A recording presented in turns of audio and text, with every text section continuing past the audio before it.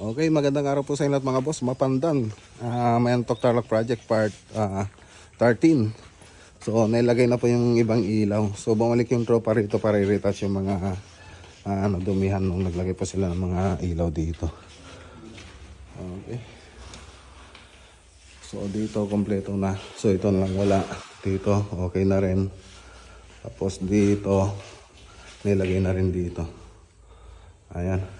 So, dining, kitchen, tapos ito yung living room. Ayan o. Ganda na. Ay, hindi ko nabuksan yung isa, yung ilaw dun. Hindi ko nabuksan. Yung cob light. Okay.